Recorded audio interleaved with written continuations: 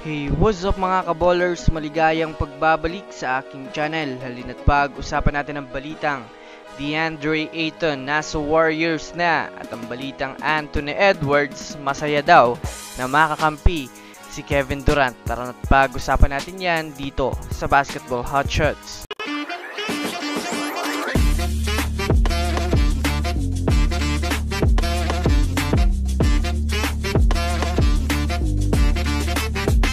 Una nga muna tayong dumako mga kaballers sa balita patungkol sa masaya nga daw mga kaballers si Anthony Edwards na makakampi si Kevin Durant.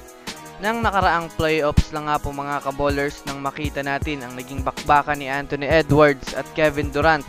Nasabayan pa nga po ito mga kaballers ng kaunting initan sa pagitan ni Anthony Edwards at Kevin Durant dahil sa naging mainit na trash talkan nila sa hardcourt. Ngunit matapos nga po mga kaballers ang naging karera nila sa Team USA ay dito na nga po mga kaballers naging malalim ang kanilang koneksyon hindi lang sa hardcourt kundi pati na rin sa kanilang pagsasama.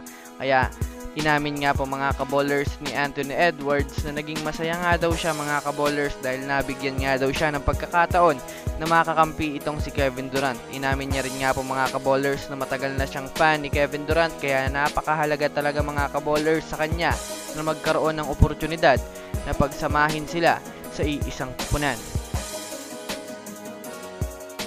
Samantala, dumako naman tayo mga kaballers sa balita patungkol sa update ng pagkuha ng Warriors kay DeAndre Ayton.